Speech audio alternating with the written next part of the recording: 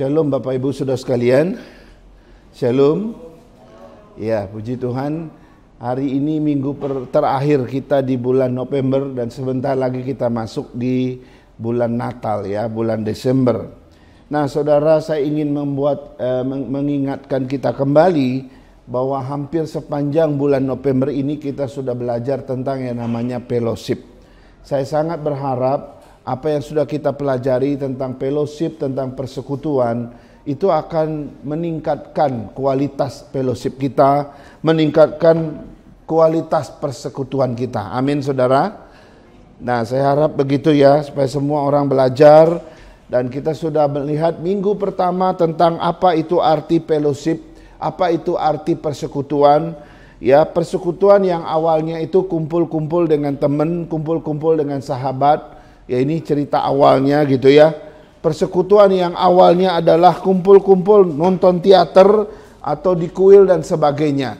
Lalu di dalam firman Tuhan kita akhirnya belajar bahwa persekutuan lebih dari itu. Bahwa persekutuan melibatkan relasi kita dengan sesama dan juga dengan Tuhan dan firman Tuhan. Nah, persekutuan di dalam kekristenan itu ada persekutuan yang berbeda dengan persekutuan di dunia ini. Persekutuan di dalam kekristenan itu persekutuan yang sejati. Lalu minggu kedua kita sudah bahas alasan mengapa sih kita harus bersekutu. Kan sudah cukuplah saya ikut Yesus, percaya Yesus sudah selesai. Yang penting aku kan sudah beriman pada Kristus, untuk apa lagi persekutuan? Nah, saudara, kemarin kita udah lihat betapa pentingnya persekutuan, betapa pentingnya sebuah komunitas. Saudara, bahkan ada satu pernyataan seorang teolog berkata begini, ya, nanti di menjelang datangnya Tuhan Yesus, orang yang bertahan sampai akhir menantikan Kristus datang kedua kali adalah orang yang hidup dalam komunitas di dalam persekutuan. Kalau engkau menjauhkan diri dari persekutuan, maka engkau akan gampang sekali akan disesatkan, bahkan dibinasakan ya oleh hal-hal di dunia ini. Lalu minggu lalu kita juga sudah belajar tentang tujuan persekutuan. Dan tujuan yang sangat penting, beralasan mengapa saya harus bersekutu dan saudara harus bersekutu. Nah, hari ini saudara kita akan melihat hambatan-hambatan di dalam sebuah persekutuan. Apa sih hambatan-hambatan dalam sebuah persekutuan? Apa sih halangan-halangannya ketika kita bersekutu satu sama lain? Dan bagaimana cara kita mengatasinya? Saudara-saudara, pertanyaan ini akan kita jawab dengan apa yang akan kita renungkan pada sore hari ini. Yang pertama adalah, saya tidak buat slide ya karena tidak sempat. Tadi pagi saya 2 kali di ibadah pagi tadi di sini untuk Pasar Baru ya. Ya, tidak apa-apa, tapi coba dengarkan poin-poin saya. Di setiap kali saya menyampaikannya, saya akan menekankan dan mengulanginya. Hambatan pertama di dalam sebuah persekutuan adalah, pertama karena kita memang kurang pemahaman tentang persekutuan. Kenapa akhirnya tema-tema khotbah kita selalu dalam 1 bulan itu terus berlevel-level tentang topik yang sama? Itu tujuannya apa? Supaya memberikan pengajaran yang mendalam, pengajaran yang komprehensif, yang luas gitu ya. Supaya nanti jemaat mengerti satu topik itu secara utuh gitu, saudara. Nah, kalau sepanjang bulan November ini kita bicara tentang persekutuan, maka kita nggak ada alasan lagi kita nggak ngerti persekutuan. Kata persekutuan itu, kalau hambatan pertamanya itu adalah karena kurangnya pemahaman. Nah, ini pernah terjadi di dalam Efesus 4 ayat 17 sampai 18. Saya baca buat kita. Di dalam Efesus 4 ayat 17 sampai 18 berkata begini. Sebab itu kukatakan dan kutegaskan ini kepadamu di dalam Tuhan. Jangan hidup lagi sama seperti orang-orang yang tidak mengenal Allah, dengan pikirannya yang sia-sia dan pengertiannya yang gelap, jauh dari hidup persekutuan dengan Allah, karena kebodohan yang ada di dalam mereka dan karena kedegilan hati mereka.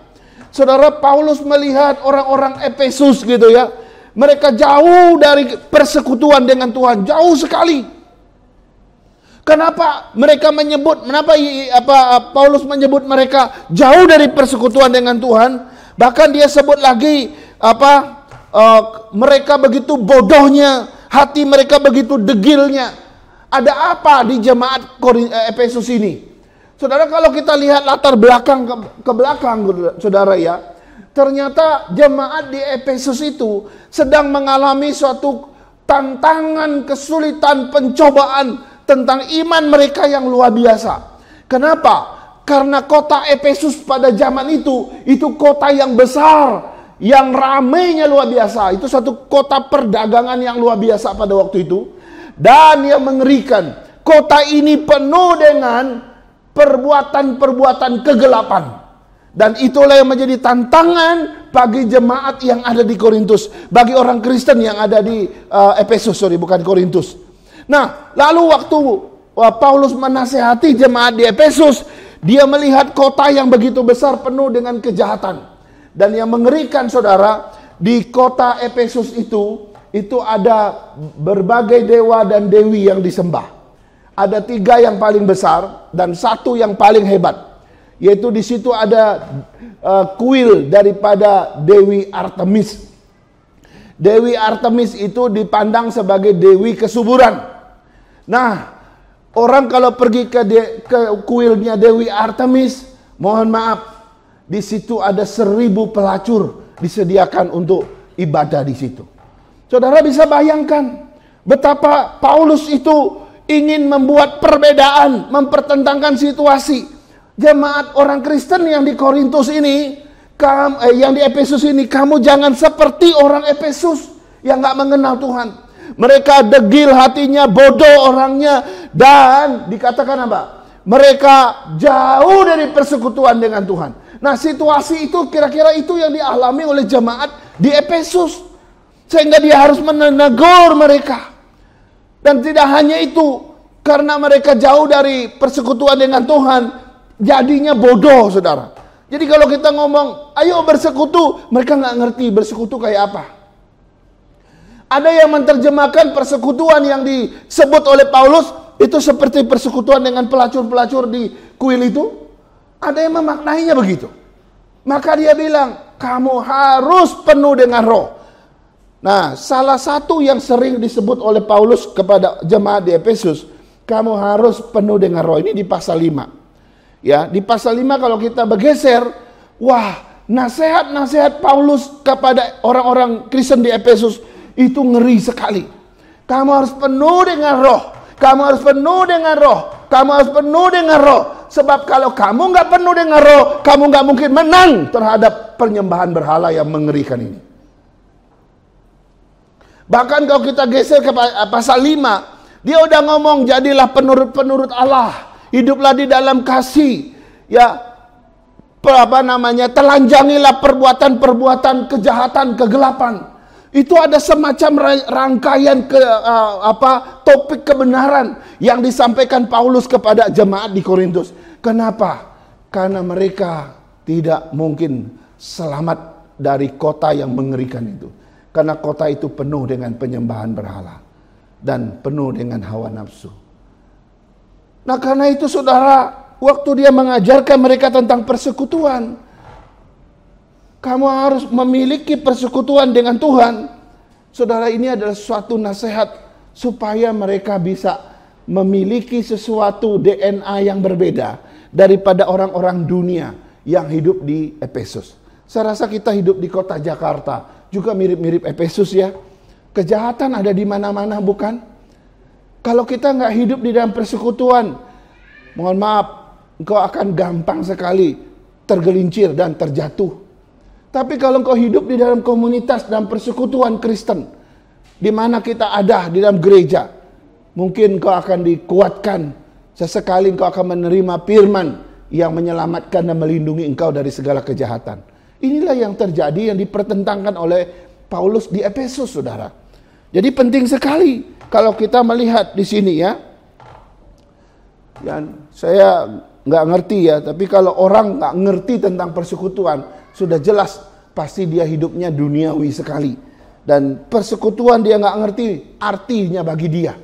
Persekutuan itu justru sangat penting supaya kita semua diprotek dengan baik, satu sama lain diberi kekuatan supaya kita dengan bersama-sama menghadapi dunia yang gelap ini. Kita tetap kuat, kita tetap utuh, kita tetap saling bergandengan tangan menghadapi dunia yang gak mudah.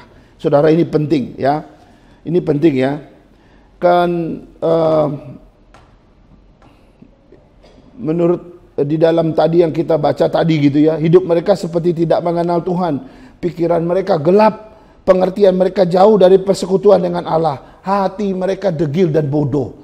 Saudara, kalau hidup kita sudah tidak lagi di persekutuan yang Tuhan mau, nasib kita kayak begini, kayak orang Efesus, ya, kayak orang Efesus. Itu mengerikan, saudara. Sekarang kita lihat yang kedua, apa hambatan daripada persekutuan? Hambatan dari persekutuan yang kedua adalah adanya perbedaan ajaran, adanya perbedaan doktrin atau teologi, saudara ya. Di beberapa gereja, ada beberapa gereja yang melarang supaya jangan ada ya persekutuan di gereja, gitu ya. Yang dimaksud dengan persekutuan itu adalah ya sebuah pesta kecil gitu ya, supaya kita saling dekat dan saling akrab lagi, kan begitu ya. Tapi beberapa gereja nggak setuju, saudara. Maka dilarang jangan makan-makan di gereja gitu ya. Sampai ke sana itu refleksi yang mereka sampaikan. Karena mereka menganggap gedung ini suci, gedung ini kudus, di sini Tuhan hadir, tapi di bawah Tuhan nggak hadir, kira-kira begitu ya. Kalau di sini Tuhan hadir, di luar ini Tuhan nggak hadir gitu ya. Nah, perbedaan-perbedaan ajaran begini seringkali menjadi sumber daripada yang namanya konflik, saudara ya. Konflik gitu ya. Nah, ini menarik. Dulu ada satu anak remaja diajak papanya ke sini gitu ya. Lalu dia ngomong gini sama papa mamanya. Oh, pantasan sekalian sering ibadah di sini gitu ya. Suka ibadah di sini supaya makan-makan ya kalian di sini gitu ya. Wah, kaget itu papa mamanya gitu. Padahal mereka juga baru sekali dua kali gitu datang gitu ya. Jadi ditegur begitu gitu. Jadi pemahamannya apa? Oh, iya, kalau persekutuan itu ya bukan ibadah gitu ya. Persekutuan yang dimaksud adalah ya kita berelasi satu sama lain gitu ya. Nah, perbedaan ajaran teologi dan pandangan doktrin kayak begini, saudara, ya sulit ya kita bersekutu dengan baik. Kenapa? Karena yang satu punya pengertian begini, yang lain berbeda. Pengertian yang satu sudah sampai kepada kebenaran, yang satu belum sampai kepada kebenaran. Ya, pikiran yang satu masih jauh dari persekutuan dengan Tuhan. Yang lain sudah sampai kepada persekutuan dengan Tuhan. Itu beda sekali. Makanya kita kalau mau menyamakan gerak kita, menyamakan langkah kita, susah sekali. Karena ada sebagian orang, yang bener gitu ya. Mereka belum bisa terima gitu ya. Mereka nggak bisa membedakan mana persekutuan yang sejati itu. Ya, mereka nggak bisa bedakan mana persekutuan dengan Tuhan dan mana persekutuan dengan manusia atau sesama. Seringkali dua ini dipertentangkan oleh mereka, sehingga mereka sangat mengkultuskan tempat ya, seperti gedung gereja dan sebagainya. Ini perbedaan teologis gitu ya. Nah, yang ketiga adalah hambatan seseorang persekutuan dengan orang lain. Itu adanya konflik antar pribadi, interpersonal ya. Suka atau tidak suka gitu ya, ketika kita konflik, akhirnya kita pasti ada rasa nggak mau lagi dekat orang itu, betul ya? Kalau kita sudah tersinggung, apalagi kita sudah rasa kecewa, pasti kita udah merasa nggak mau lagi dekat dengan orang itu, dan nggak mau lagi ada di perkumpulan orang itu. Kan itu yang terjadi. Nah, saudara, di sini kita harus belajar satu hal ya. Betul, memang kita diajarkan untuk mengerti Tuhan dengan cara yang tepat. Tapi masih ada beberapa orang di antara kita yang belum bertumbuh. Mereka masih kanak-kanak, saudara. Gampang ngambek dan gampang daripada kecewa. Ya, begitu tersinggung sedikit, sudah langsung menjauhkan diri. Nah, saudara, bukan itu solusinya.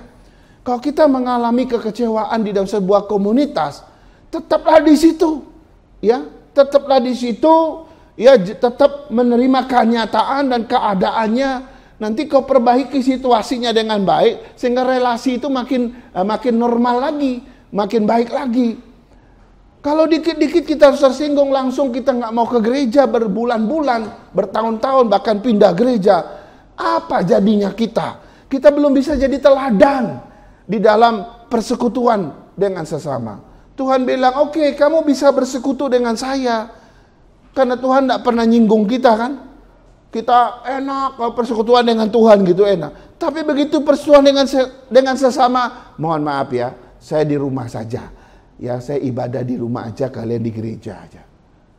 Pernah dulu saudara ada satu bapak-bapak, pernah 2 atau 3 periode jadi majelis. Suatu ketika dia nggak mau jadi majelis lagi. Tiap kali orang mau usulkan namanya, dia bilang, enggak lah, saya nggak mau lagi. Kenapa?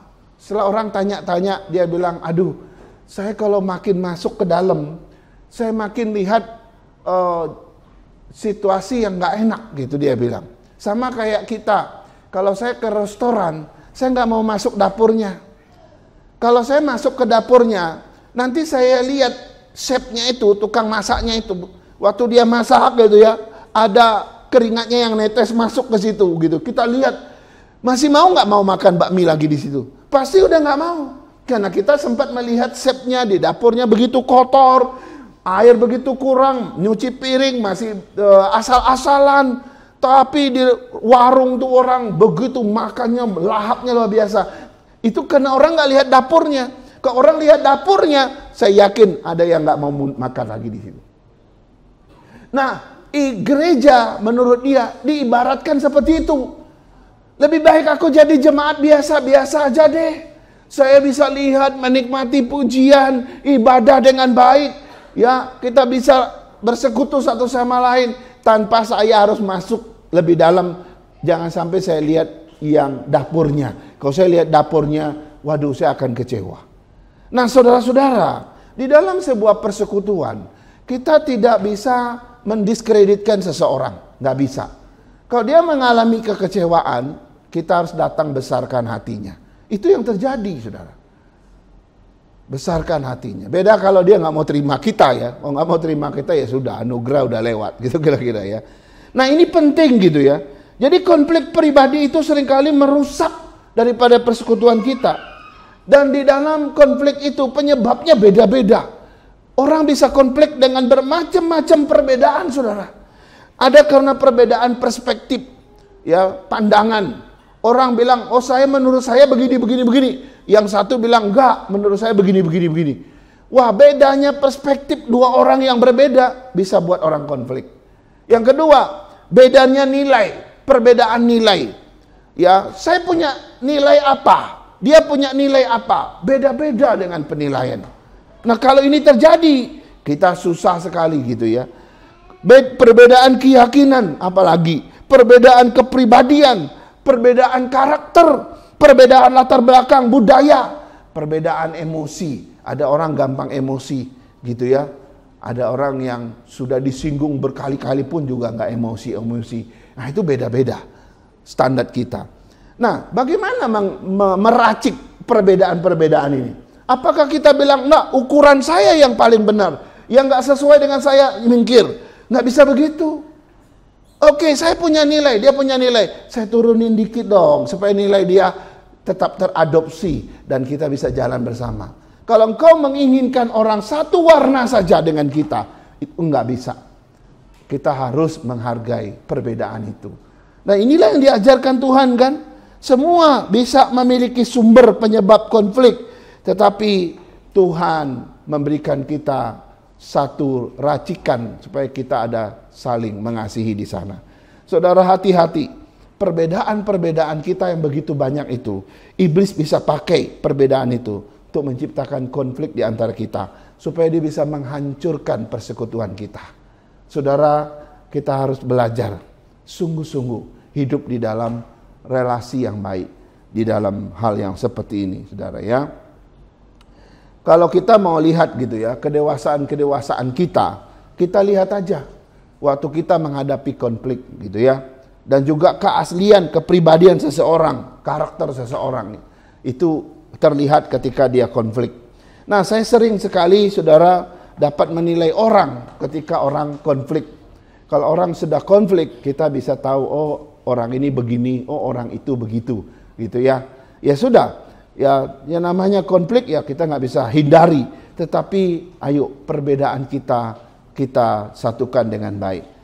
Tuhan tidak ingin kita hidup dalam konflik. Yang Tuhan inginkan adalah kemanapun kita pergi, di situ kita membawa damai. Amin, saudara.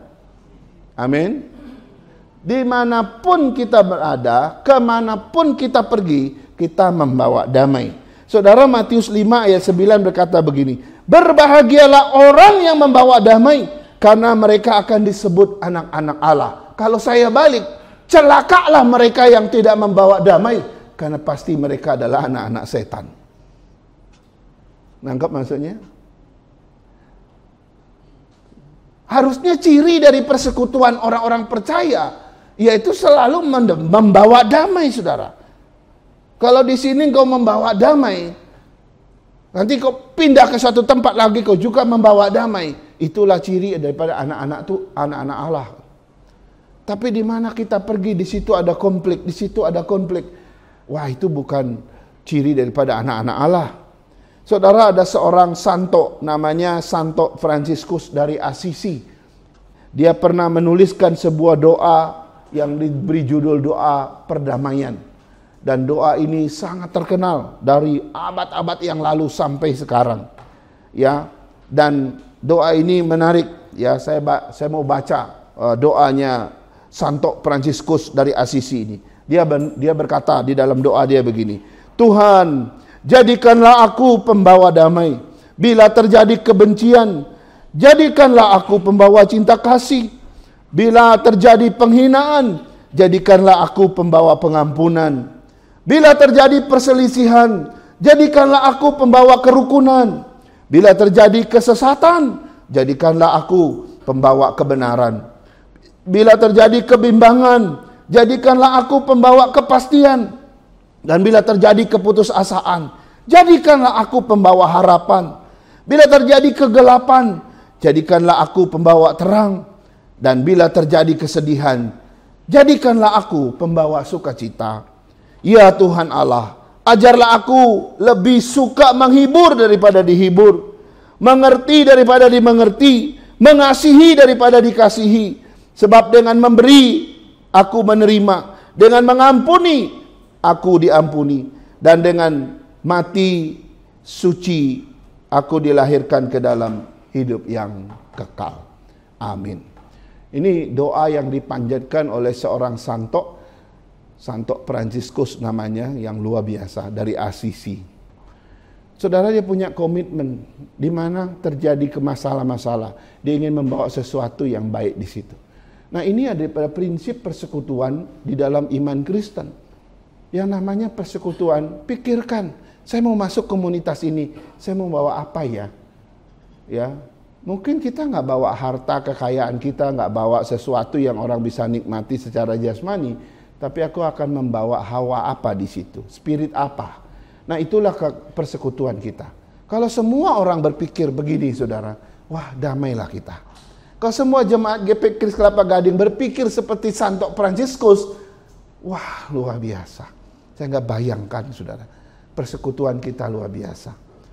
Yang keempat, saudara, hambatan seseorang mengalami persekutuan, di dalam sebuah persekutuan. Hambatan yang keempat adalah kurangnya komitmen. Seringkali kita tidak bisa menciptakan persekutuan yang baik karena di antara kita ada yang kurang komitmen, saudara. Ya, banyak orang nggak bisa hidup dalam persekutuan karena di dalam diri mereka itu tidak ada komitmen di situ. Ya, oke, kita ngalir aja gitu. Tidak, sebuah persekutuan itu harus dikerjakan, saudara. Dikerjakan, diciptakan.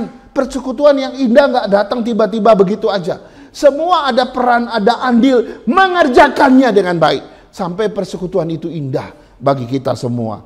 Ya, ada orang yang awalnya semangat sekali, ya antusias gitu ya, tapi begitu di tengah atau di akhir gitu ya, dia mulai undur gitu ya. Nggak ada komitmen, saudara. Tanpa komitmen kita nggak mungkin menciptakan persekutuan yang sejati itu antara kita. Sebab persekutuan yang sejati itu hanya tercipta ketika kita memiliki komitmen yang tinggi, saudara. Nah, semakin baik komitmen kita, saya kasih tahu, semakin baik pula persekutuan kita. Tetapi semakin buruk komitmen kita, maka semakin buruk juga persekutuan kita. Ini jelas, saudara. Banyak orang yang kehilangan komitmen mereka itu karena apa? Saudara, betul. Banyak orang susah komitmen. Pertama karena kesibukan pribadi yang luar biasa. Karena terlalu sibuk urusan pribadi, kepentingan pribadi, terlalu sibuk dengan hal-hal yang sifatnya pribadi, akhirnya dia nggak ada waktu lagi untuk sesama, nggak ada. Orang kayak gini, kalau hidup di tengah-tengah masyarakat, orang bisa, Pak RT pernah bilang, kalau ada kejadian yang heboh di tengah-tengah masyarakat gitu ya, yang didatangin pertama kali itu RT. Pak RT tahu nggak tetangga Pak Bapak yang di gang sebelah ini? Oh tahu. Menurut Pak RT seperti apa orangnya? Orangnya tertutup, orangnya jarang mau bicara dengan orang. Setiap kali kita ada kumpul dia nggak pernah datang. Nah, kesaksian Pak RT tentang kejadian yang terjadi di situ dan tentang orang itu menunjukkan dia memang mengundurkan diri dari tengah-tengah masyarakat. Dia nggak bisa bermasyarakat dengan orang lain. Mungkin di Indonesia kita ini minoritas gitu ya. Minoritas kita tuh dua kali lagi. Pertama kita orang Kristen, yang kedua ya kita juga etnis Tionghoa gitu ya. Sangat-sangat minoritas. Tapi itu tak boleh menjadi alasan kita nggak bermasyarakat. Tidak boleh menjadi alasan kita nggak bersosial dengan orang lain. Apalagi dalam persekutuan. Nggak ada alasan itu, saudara. Semua kita dipanggil untuk bisa bersosial, membawa dampak bagi orang lain.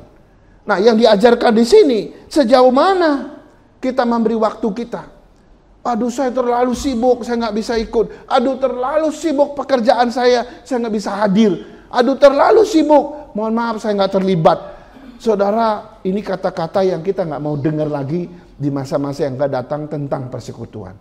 Oke, memang seringkali kita memang ada ketemu satu jadwal yang nggak bisa kita hindari. Ya sudah. Tapi kalau terus-menerus jadi pertanyaan kan. Jadi pertanyaan, saudara. Yang kedua, komitmen seseorang bisa hilang atau tidak ada ketika dia memiliki satu pikiran yang apatis atau yang tidak peduli, masa bodoh dengan yang namanya persekutuan. Dia berpikir ya itu kan untuk urusan orang gereja gitu kira-kira ya. Dulu saya ada pengalaman, saudara ya. Ada jemaat GP Kris datang ke Jakarta ini. Sudah bertahun-tahun tinggal di Jakarta. Itu bukan cuma satu kasus. Itu beberapa banyak kasus, saudara. Dari Belitung, dari Bangka, banyak sekali di Jakarta ini. Dan mereka nggak pernah injak gereja kita. Mereka tidak pernah datang mencari gereja mereka yang namanya GP Kris itu, nggak pernah. Akhirnya mereka bergereja di gereja yang dekat rumah, tapi nggak benar-benar jadi jemaat juga di situ. Nah, waktu mereka sakit keras, keluarga mereka kontak, Muse, carinya Muse apa? Musenya GP Kris. Muse, tolong dong, ada keluarga saya opnama sudah di ICU dia. Lalu kita datang, kita layani, kita doakan gitu ya. Tetapi kita tanya, ini baru datang dari Belitung? Enggak, sudah lama di Jakarta. Dulu jemaat mana? Ya jemaat GP Kris. Tapi berapa lama sudah di Jakarta? Wah, 20-an tahun. Hah? Tapi kok nggak pernah ke GP Kris ya? Kamu jadi anggota di gereja mana? Nggak ada. Jadi masih anggota GP Kris? Iya.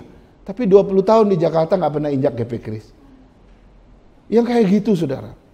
Ya, dan mohon maaf ini. Bahkan ketika mereka sudah nggak ada, sudah game dari panggil Tuhan gitu ya.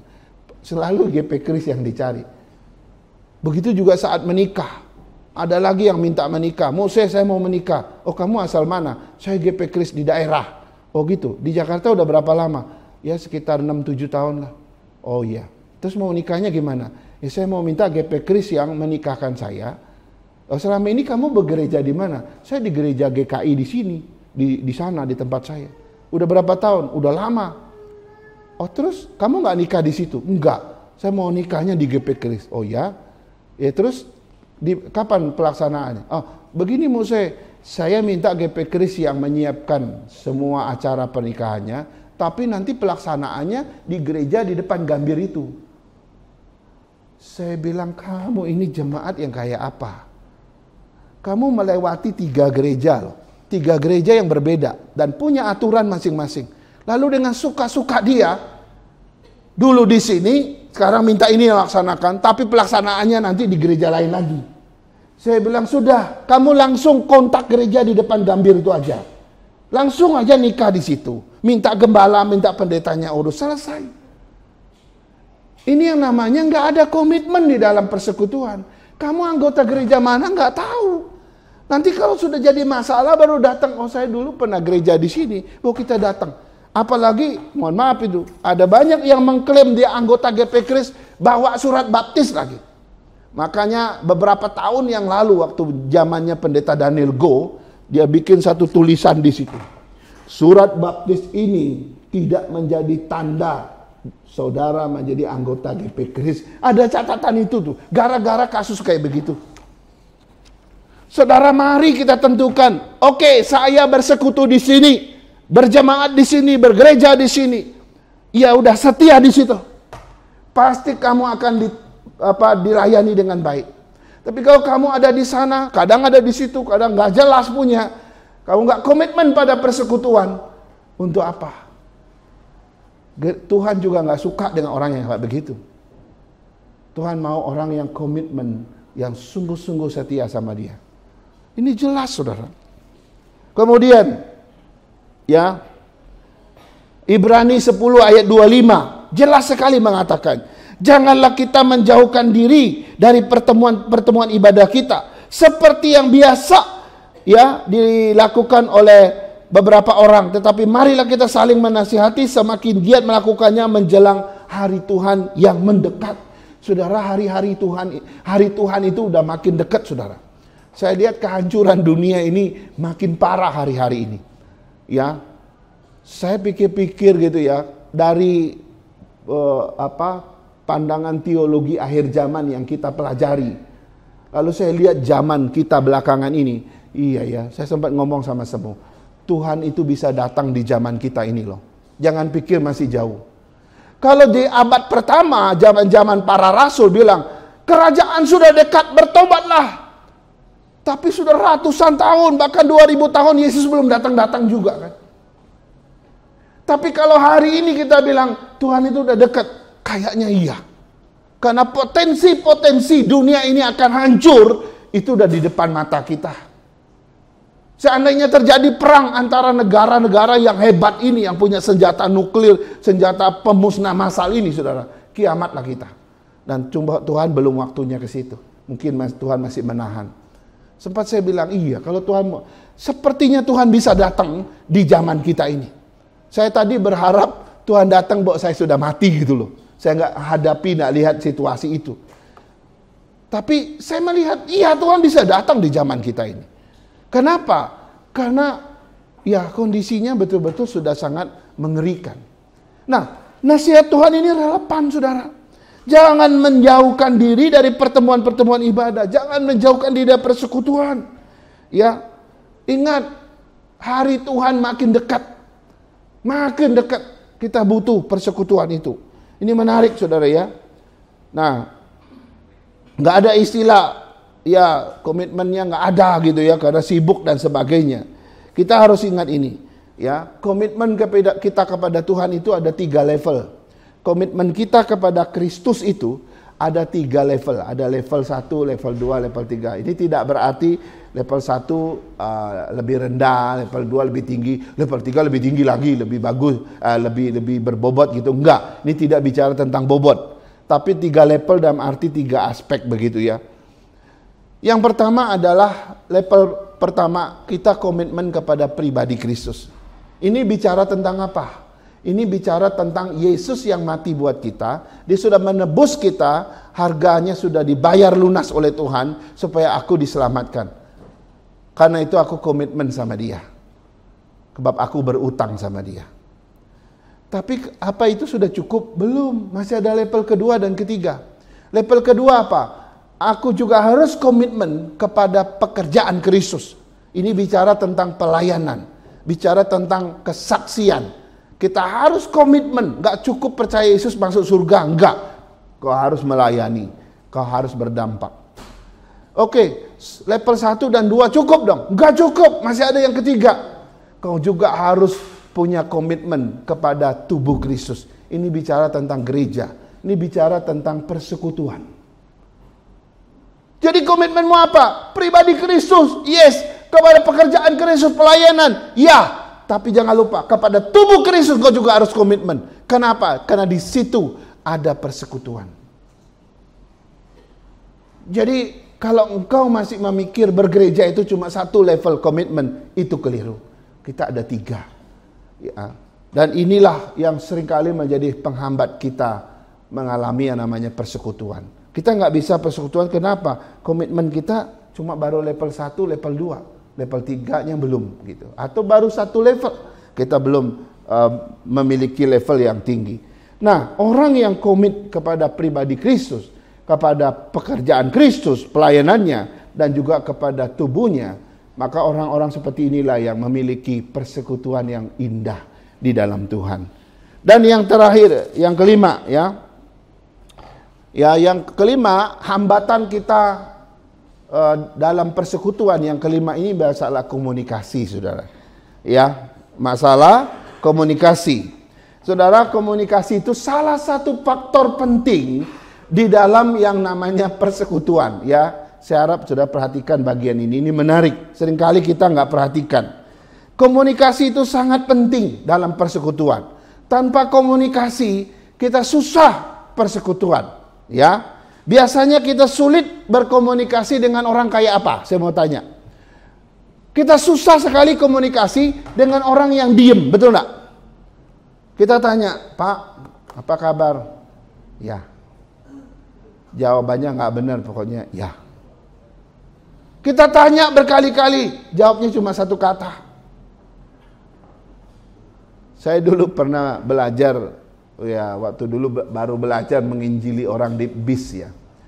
Saya sengaja kalau duduk di bis itu duduk di tengah yang dekat jalan, supaya nanti orang yang diinjili dia masuk sebelah kaca. Nah, enak saya ngomong begini sama dia gitu. Dulu saya pernah ketemu satu, jawabannya cuma satu.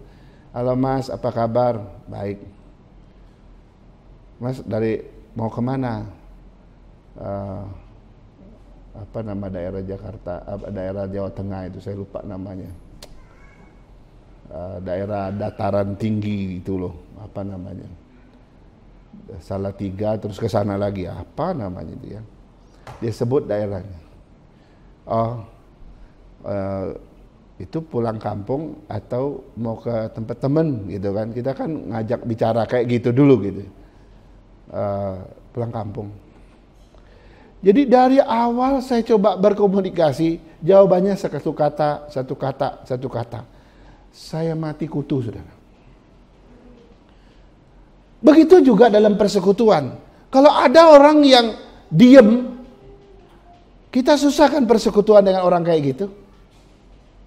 Yang kedua, orang yang tipe kedua yang susah diajak persekutuan adalah orang yang terlalu cerewet.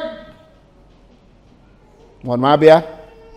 Ada orang yang terlalu begitu, tapi dia nggak mau dengar orang, dia mau orang dengar dia. Saudara, coba aja cek ya, ketika kita mau bersekutu dengan orang, baik atau tidak gitu, lihat saja cara dia berkomunikasi. Persekutuan orang itu baik atau tidak baik, dari cara komunikasinya kita bisa tahu. Kalau orang yang terlalu diam, bisa 2 kemungkinan, apa betul dia memang pendiam orangnya? Atau dia sedang minder, atau dia sedang menutup diri, memang orangnya tidak mau membuka dirinya kepada orang lain. Susah kan diajak persekutuan kayak begitu. Atau kita ketemu orang, kalau kita ngomong sama dia, wah dia mendominasi semua pembicaraan kita. Dari A sampai Z, nggak ada kesempatan kita ngomong. Kita mau ngomong, wah tentang dia semua gitu ya. Saya nggak tahu ya, saya pernah ketemu tipe-tipe orang kayak gitu. Begitu ngomong, sampai capek. Semua aja kalau saya ajak duduk di rumah, kalau kami pergi ketemu mereka itu, dia udah siapin mental dulu. Mau besok nggak? Aduh jangan dulu deh. Waktunya kurang kalau 1-2 jam. Kalau di sana tuh 3-4 jam mesti dengerin dia. Ini popo kami sebenarnya, mama dari mama angkat kami dulu waktu masih hidup. Tidak hanya dia juga, ada saudara dari mama angkat kami, tipenya sama semua, saudara. Adik-adik dari mama angkat saya juga sama semua. Kalau ngomong itu, kita jadi pendengar, jadi ngantuk-ngantuk gitu. Nggak kasih kesempatan kita bicara. Gimana kita bisa mengenal pergumulannya? Susah kan? Semua bilang, ayo, udah siap belum mentalnya? Sudah siap, ayo kita jalan. 3 jam, 4 jam sudah, cuma duduk. Oh iya, ya. Begitu kita ngomong, langsung potong lagi. Oh iya, topik ini udah selesai, dia kembali. Balik lagi ke topik ini kayak kaset rusak itu, kata istilah, siapa dulu pakai istilah kaset rusak itu. Aduh, susah ya. Nah, saya punya teman, berbeda lagi model teman ini. Nah, ini menurut saya contoh komunikasi yang baik. Asal saya telepon, asal saya ajak bicara, dia selalu ngajak bicara, nanti topik pembicaraan itu selalu tentang kita. Dia ambil sedikit sekali porsi untuk dia. Jadi begitu ngomong-ngomong, Pak Ipin, apa kabarnya Pak Ipin? Gimana Melisa? Gimana Semu? Gimana pelayanan kalian?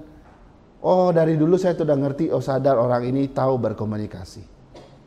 Ada orang berkomunikasi tentang dirinya sendiri kan? A sampai Z tentang dia aja, sampai bosan kita dengarnya. Nah, kalau dia enggak, dia selalu dorong ke kita. Lalu akhirnya karena saya tahu model dia begitu, saya juga nggak mau kalah. Begitu dia nanya-nanya, saya balik nanya lagi, gimana kabarnya kok? Ya, kerjaan gimana? Anak di Singapura gimana? Wah, dia cerita. Dikit-dikit dia lempar lagi ke saya. Nah, itu pola komunikasi yang baik.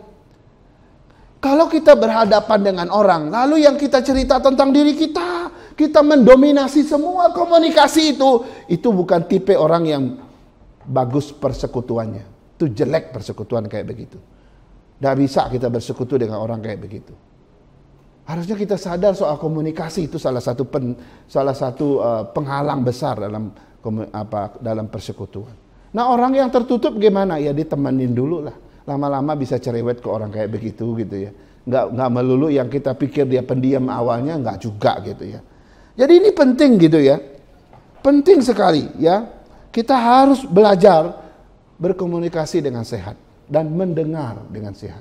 Ternyata berkomunikasi itu nggak cuma bicara masalah ngomong-ngomong. Tapi komunikasi juga bicara tentang bagaimana kita mendengar. Ya, ada orang nggak bisa dengar kita. Ya, kita ngomong baru satu kata, dia udah ngomong. Dia sempat nanya, Museh, kalau begini-begini gimana? Baru saja saya mau jawab 1-2 kata, dia udah lompat lagi ke topik yang lain. Loh, tadi tanya itu serius nggak? Saya mau jawab pertanyaan ini, dia udah lain lagi. Nggak dengar baik-baik, saudara.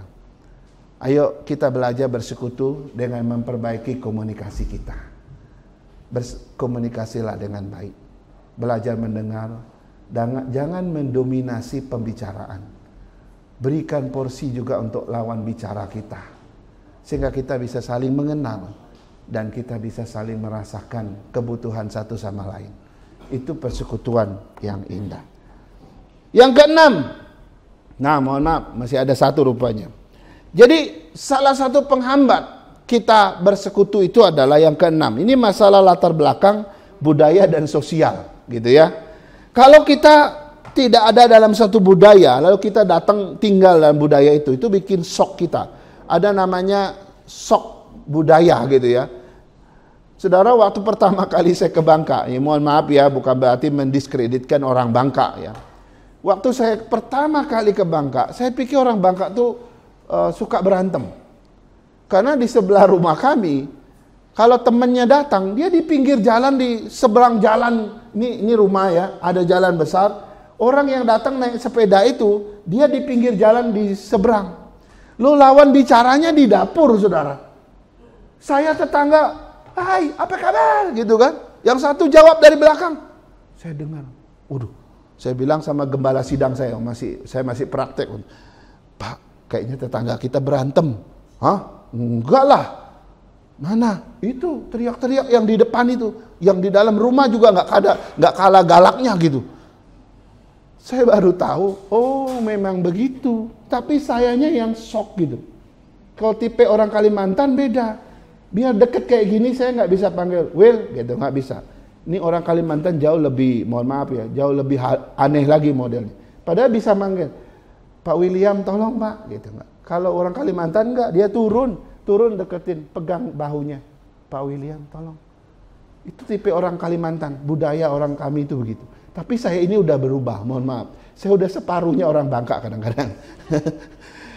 Ya, sudah, ayo, gitu. Ketemu orang di jalan, hoi, gitu. Kalau di tempat kami, kalau kita begini, nantang namanya, diajak berantem itu. Oh tidak, orang begitu. Oh dia akan berhenti itu. Ada apa? Aneh kan? Kita kalau nggak ngerti latar belakang budaya dan sosial orang, wah kita susah bersekutu, saudara. Persekutuan menjadi indah ketika saya mengerti budaya si A. Oh gitu ya. Dia ngerti juga budaya saya. Kita saling menyesuaikan diri. Tapi kalau kita ego gitu ya susah kita bersekutu. Sebab di dalam gereja itu semua budaya disatukan menjadi satu budaya Kristen, ya kan? Disitulah kita menemukan solusi yang terbaik di dalam persekutuan yang indah gitu ya. Nah, budaya-budaya dan latar belakang tadi itu sering ya. Ada orang baru-baru ini ada yang ngomong, ya, ada yang cerita gitu ya panjang lebar. Kok kamu nggak ngomong? Saya nanya dia kan, kita lagi ngomong. Kok kamu nggak ngomong?